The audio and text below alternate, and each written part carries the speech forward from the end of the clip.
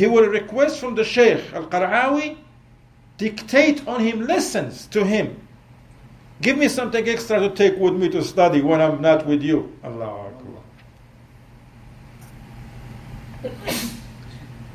Yarhamukallah.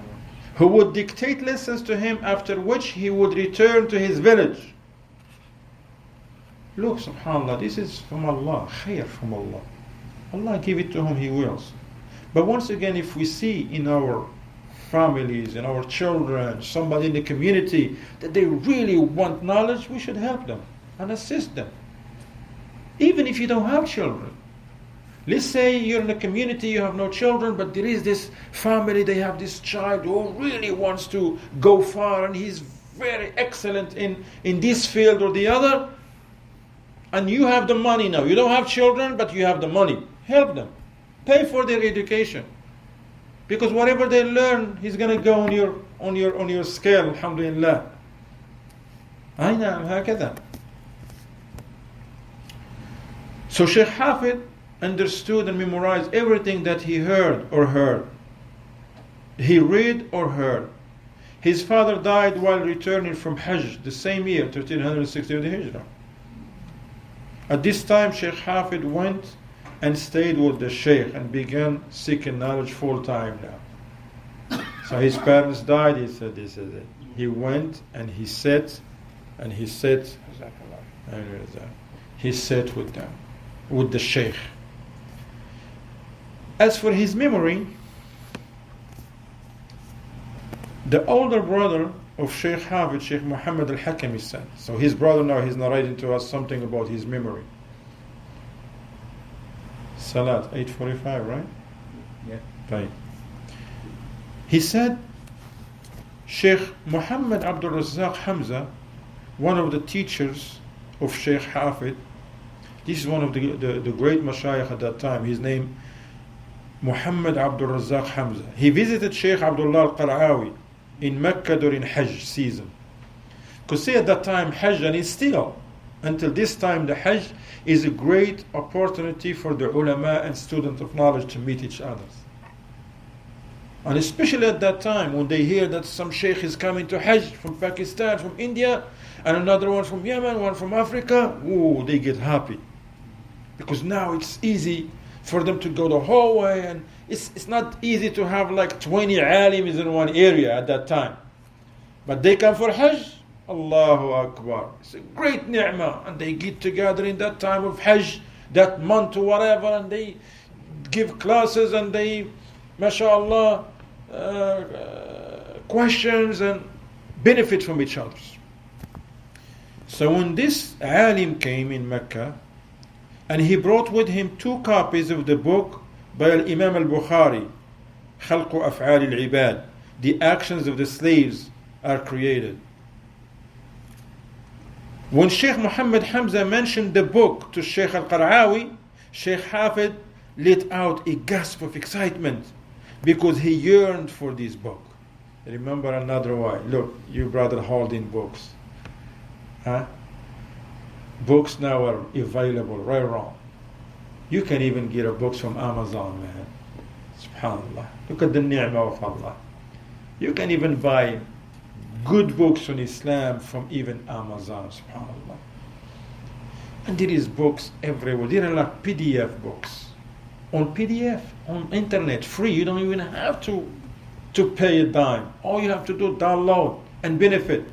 But in his time, there was not abundance of books like this. 1 copy here and 2 over there, and this is it. They just hear about the book, but they never seen a book.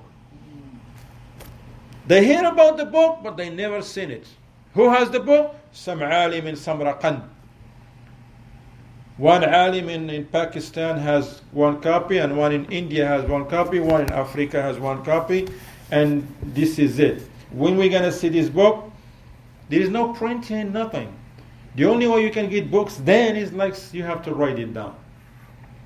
Or they used to hire people that they used to have some good handwriting. They hire them and they write the books for you if the other person allow you to get the book, and that's how you get a copy. Now, as we're speaking, you can buy 100 copies right now. 1 touch, and then tomorrow they are delivered to you in front of your house, right or wrong? And that's what exactly happened with these books right here. Nobody wrote these books. We just clicked, we made a phone call.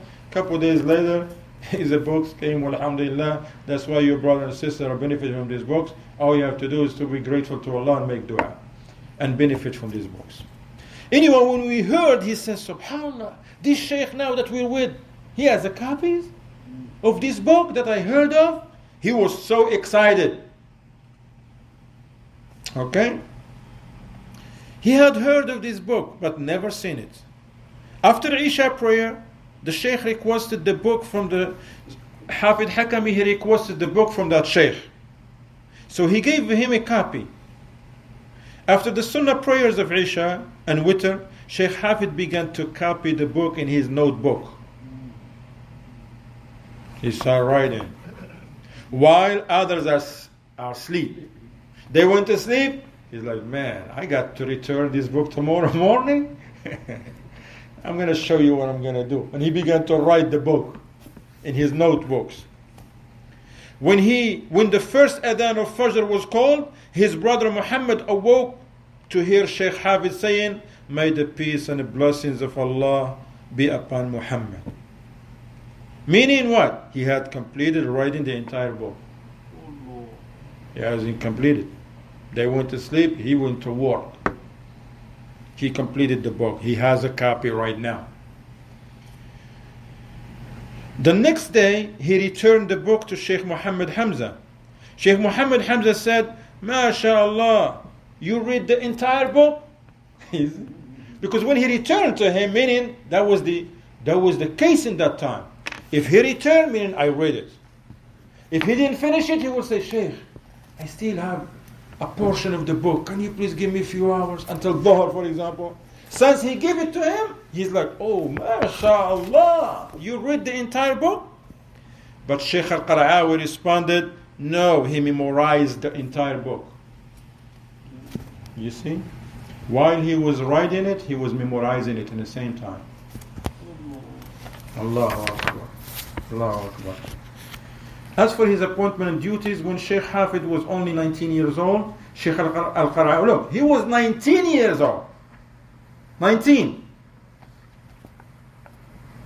Sheikh Al-Qara'awi, his Sheikh, asked him to write a book about Tawheed and the Aqidah, the creed of the pious predecessor of the Salaf, that would be easy for students to memorize. He just studied with him for a few years. He says, look, I want you to write a book, easy, so that students can benefit from it. You know what Sheikh Hafid Hakam at 19 years wrote? He wrote a poem entitled The Means of Arriving at the Knowledge of the Fundamentals of Tawheed. This is, ya Ikhwan, one of the high power poets about Aqidah. Amazing. Which he completed in the year 1362. This work was well received by his Shaykh and the contemporary scholars of that time. He authored other books on Tawheed, science of Hadith, fiqh and its foundational matters, laws of inheritance, and the biography of the Prophet ﷺ. His books of Aqidah, creed, show a great influence from the writing of Shaykh al-Islam ibn Taymiyyah and his student Ibn al-Qayyim rahimahullah. In the year 1363 of the Hijrah, Sheikh Al-Qara'awi selected Sheikh Hafid to be the director of the Madrasa al-Salafiyya Institute in Samita. He was like 21 or something.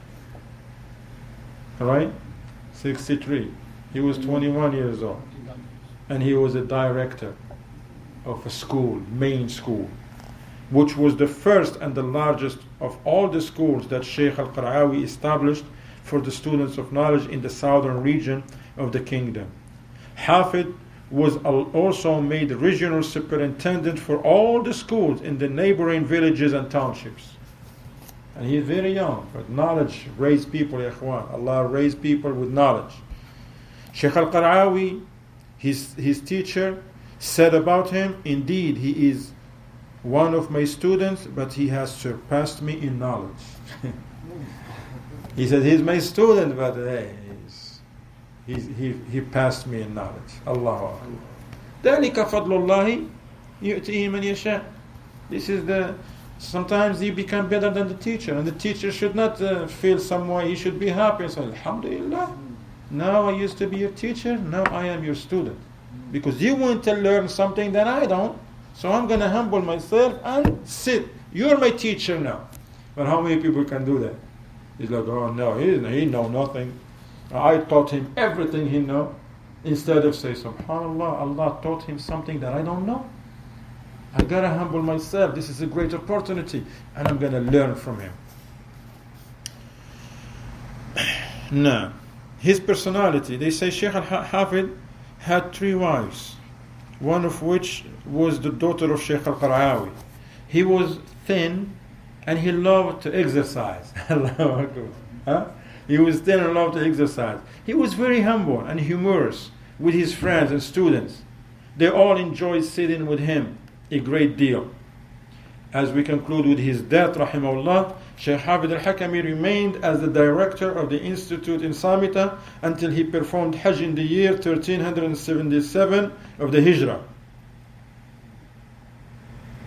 After completing the rites of Hajj, Shaykh Hafid died on Saturday, on the 18th of Dhul Hijjah, during the year 1377. How old was he? He's going to tell us. In the Mecca from a sudden illness, he died at the young age of 35 years old. And 3 months, and he was buried in Mecca. Only 35 years, and he left a treasure of knowledge. SubhanAllah. ذَلِكَ فَضْلُ اللَّهِ يُؤْتِيهِ مَنْ يَشَاءُ. We're going to stop here, inshallah ta'ala. We continue next Friday. As this book, we're going to do it every Friday. And as you have the flyers, alhamdulillah, take a shot of the flyers and have them like tomorrow on Sunday. We will start the study of this great hadith of Jibreel alayhi salam. Jazakumullah khairan, barakallahu feekum, wa sallallahu wa sallam ala Muhammad, ala alihi wa sahbihi wa sallama tasliman kathira.